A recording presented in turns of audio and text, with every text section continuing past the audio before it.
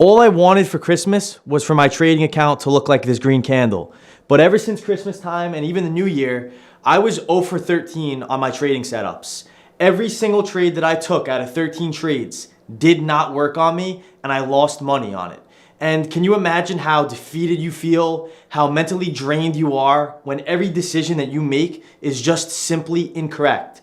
I was on a severe losing streak, something that I really haven't experienced to this degree in the 9 years that I've been trading, and I was in drawdown a little under $50,000. Now, that was in the first 2 weeks.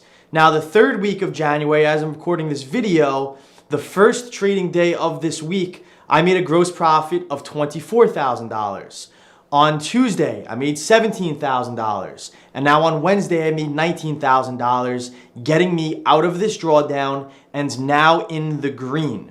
Now, I could have easily thrown in the towel. I could have easily lost my composure, went on tilt, and completely blown up and destroyed my account. And in this video, I really want to talk about how I got out of this drawdown. That way, anybody watching this, if you're on a losing streak, if you're struggling, if you're in drawdown yourself, how you can get out of it. And I'm going to go over what I did and the tips necessary to really figure out what's going wrong and make a drawdown go into something that is very successful if you don't give up and you focus on what's needed to start turning your trading around. If you've seen my most recent YouTube video about me starting this losing streak before I got out of it, you would know in that video I talk about two main reasons why drawdown occurs. Number one, it's simply just failing to adapt to different market conditions.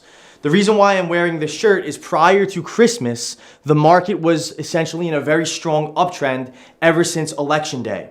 And what I've noticed was, as I was approaching the market in uptrending rules or uptrending setups, that from Christmas on, the market really wasn't in an uptrend anymore, and we were downtrending, and there was a lot of selling pressure present in the market.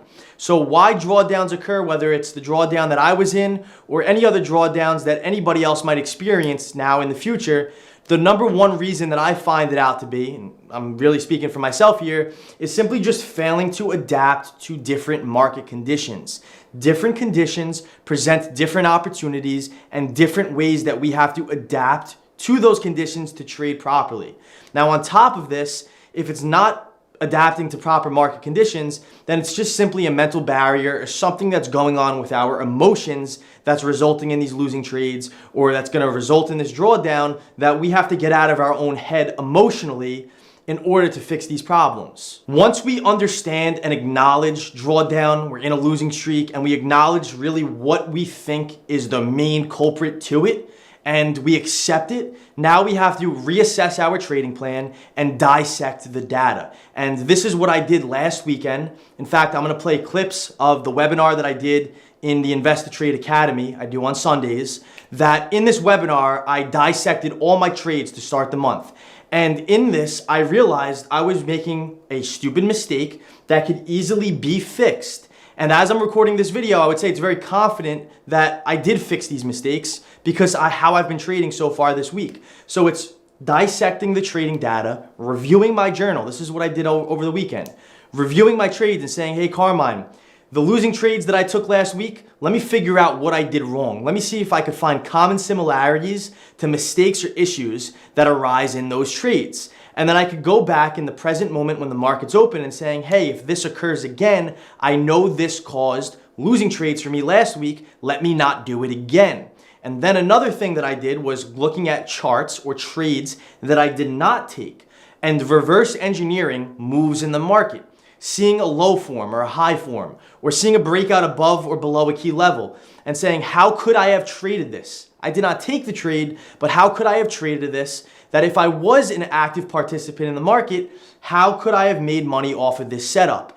And by reviewing the trades that I took and dissecting and reverse engineering the market's data of trades that I did not take, I kind of came to a conclusion with my trades that I'm going to play the replay of the webinar so you can kind of see what's in my head, that I fixed this week, and it's been working very well and very successful. So let's get into this replay of the webinar, and then I'm gonna get into the screen share of actual trades that I took this week that have been working really well for me. We're gonna do our normal charting, but I really wanna take some time and go over my trades so far this year. And I wanna look back at things that I did right, things that I did wrong.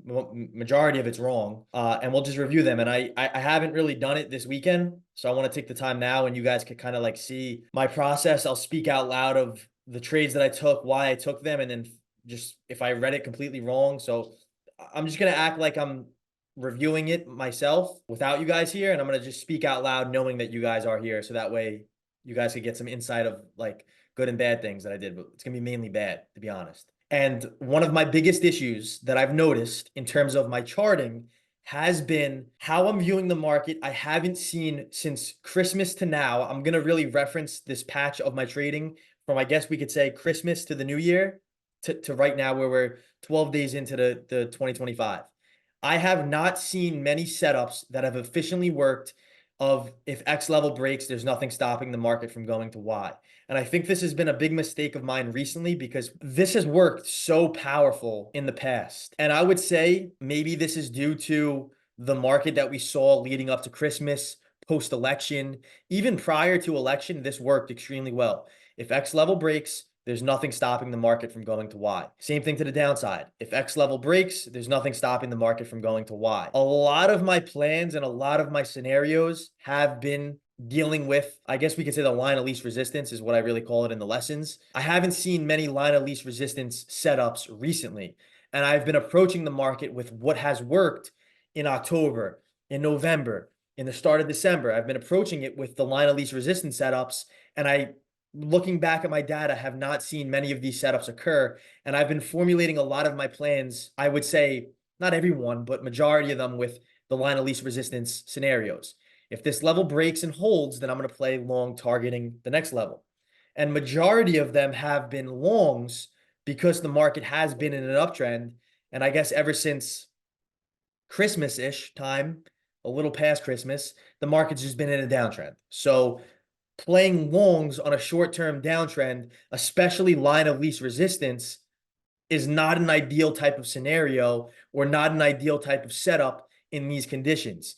In downtrends, it's better to short the rallies, meaning when the market bounces, we could see this here on the daily chart. This is another one of my issues. Here on the daily chart, a rule of mine is if the market is downtrending, putting in lower lows and lower highs, instead of looking to long levels of demand or play breakouts to the upside. This is what I've been doing. The point I'm trying to get here is I've been coming into the market with a bias because of how strong the market's been leading up to December, that I'm expecting it to keep going up and up and up. And now we're in a short-term downtrend. And my issue is that I've been trying to long, let's just say, lines of least resistance to the upside above a breakout level, when in downtrending markets that doesn't work out too well. Same thing for levels of demand. If the market's downtrending, levels of support or levels of demand are not going to really hold as well for a solid reversal. You might get the quick bounces. This is very crucial here, depending on the trend and the conditions. In these conditions, is perfect, is great, is an ideal setup if the market was uptrending. My issue is that I am doing the things I would do in an uptrend market in a market that is currently downtrending, and this is where I've been having a lot of struggle with. I think I know my mistakes. Now it's just adjusting and adapting to them properly, and hopefully I could do that. You're going to see me be a lot more patient this week. You're going to see me wait for the book to maybe thicken up. You're going to see me wait for maybe an ideal setup. You might see something occur and you should say like, hey, Carmine usually enters there, but maybe he doesn't now this time. And that's kind of where my head's at. It's got to look really good, and I got to go in with downtrending perspective until the market begins to uptrend, and until the market starts putting in higher lows, bounces off demand, or finds acceptance to the upside. That's when I'll switch to the upside. If it finds acceptance to the upside, if a higher low forms, or if we start bouncing off levels of demand, that's when I will start going back to my uptrending rules. Until then, I will continue in the downtrending rules. So I'll see you all this week. So now we're back to present day. It's January 15th. It's Wednesday after this turnaround of the drawdown. And now I want to go over some of the trades and you can understand the confirmations. And basically what I said in the webinar is exactly what I did. It's being aware of the issues, recognizing them, and then putting them to the test when the market is actually open and trading. So what I said was when I would switch to longs and when I would flip my bias to becoming more bullish and longing pullbacks is when either a higher low forms, new demand forms, or acceptance forms to the upside. So on this day, this is January 13th. This was a $24,000 profit. It was a 4-to-1 planned risk to reward ratio. And by the time I sold this trade, I got about a 5.5-to-1 risk to reward ratio. I was risking $4,000 to make planned $18,000. So again, risk management, risk to reward is so crucial, especially when you're in a losing streak and especially when you're in drawdown, because if your losses are much smaller than your wins, you're setting yourself up to win and be profitable, especially in the long run. So in this example, the market had sold off into this level of demand at 58.22 in the overnight session. The market had then opened up and placed a higher low on two separate occasions. We have a higher low here in the overnight session, and we also have a higher low here when the market is open. So now the market is putting in higher lows at a level of demand, and now zooming in intraday, we are seeing a strong upside rally. Now on this strong upside rally leaves a trail of buying pressure. Now in the intraday commentary tab, this is where I update my thoughts in real time as the market's open, as it's developing for trades that I'm taking or scenarios that I'm watching. Pretty strong buying here at the low. We're seeing a higher low form at this level of demand, and now new demand is possibly forming if the rally continues. In the short term, I am watching 58.23 to 58.18. If it can hold on a pullback, I'm interested in long targeting Friday's lows. The market had pulled back perfectly into 58.23 on this significant drop. For me personally, a really good tip is that if I see sharp, aggressive rallies up or pullbacks down, I like to impulsively get in that move, especially if it's at a level of interest, because the quicker the move happens, the more aggressive, the more violent it is. Usually it attracts a lot of traders, because what a lot of people will do is they'll see this red candle and they'll automatically get in short, not realizing it's at a level of interest. And this was a perfect opportunity for me to get long down here at 58.23, going for about a 13 point target, and it was only a 3-point stop loss. So the market had pulled back perfectly into this level.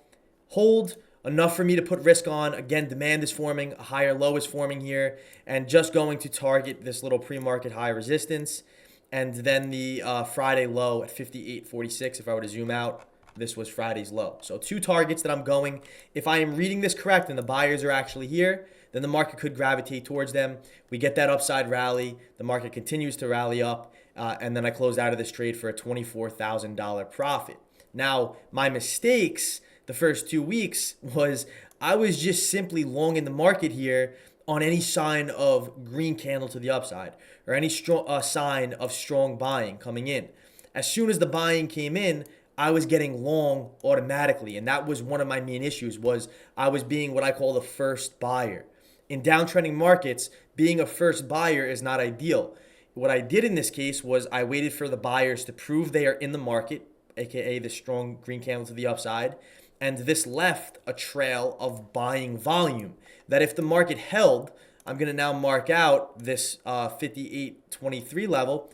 If it holds this level where the buyers really begin to initiate this move right here, it would indicate buyers are present and buyers are holding and supporting price here. And this is where I'm comfortable getting long, placing my stop loss under this low, speculating that this thing will continue to rally and this thing will move up. And then we get that strong push, and this trade worked out really well from that strong rally up right over here. So it wasn't what I was doing, and what was causing losses was I was getting in the market on the first sign of a move up or first sign of buying at a level of demand on a downtrending market. It was best for me to wait for buyers to prove strength in the form of a higher low, new demand, acceptance higher. And then once they prove that, then I could follow their footsteps instead of me being the first buyer.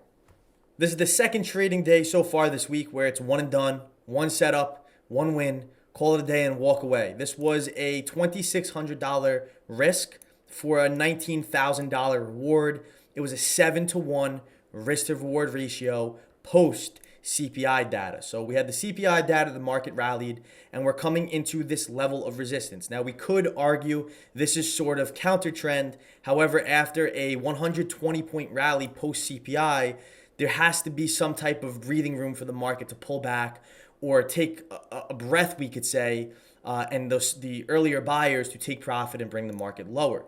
Now we had this level of resistance up here at 59.83. And really what I saw was the market was rallying into this level of resistance, and I was comfortable shorting 59.88, going for a quick 13-point scalp on 2 points worth of risk. That's where we get the 7-to-1 risk to reward ratio. So about 13 to 18 points of reward if I'm right, for 2 to 3 points of risk if I am wrong, shorting the strength and shorting this rally to the upside. Now, really what my confirmation was here around this 1020 mark was the market rallies, and this is now a footprint chart. If you haven't seen the order flow series and you're new to my channel, I would highly recommend the order flow playlist on my channel. But here are the market rallies, and as we rally, we can see the buying volume coming into the market, noted by these blue positive deltas as the market's rallying. And really what I saw here was the market began to move lower, and on this move lower, the selling volume where I'm circling right here began to build. Now, I confirmed weakness at this point, but I was not comfortable shorting these 85s or these 86s because that would indicate a 5 or 6 point stop loss. So when I confirm the weakness with what's circled here of the selling pressure, I then wait for a rally or then wait for a pop, which we get here because now I short into this, and my risk box, if my stop loss is above the high a day, is much smaller here. And now my reward box, if I'm short here targeting the 75s, is much greater risk to reward. My risk is smaller, my reward is higher.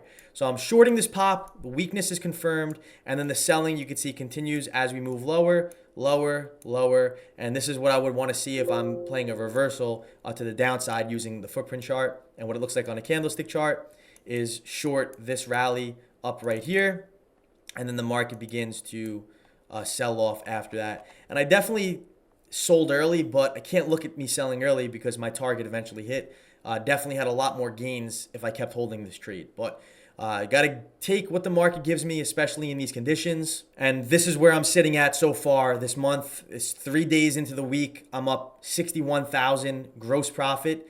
And the previous 2 weeks was a $13,000 loss and a $34,000 loss. So I'm up 13,000 so far, halfway through this month, with a 20% win rate and a 5-to-1 average win to loss ratio. So this is why win rates don't matter. Obviously wrong more than I am correct. Having struggled the first 2 weeks to now this 3 days, seeing a completely difference in my trading. And this is due to my risk management and me dissecting my data and understanding what's going on with my trades. So if anybody is in a losing streak, a drawdown, understand that you should never give up. I'm sure a lot of you watching this have gone through a losing streak or gone through drawdown, or maybe you're currently in one. Just do not give up. Focus on risk management. That'll be the only thing that could keep you in the game here. If you look at my P&L calendar, my losses are significantly smaller compared to my wins. And risk management, I guess in this example, will speak for itself, because if your losses are 2, 3, 4 times less than your wins, then you're setting yourself up for success when you actually do win. So focus on risk management, never give up, and also dissect your trades, accept why this drawdown or this losing streak is occurring, and dissect the data and figure out what the issue is and how you can fix the problem to start seeing a difference in your trading.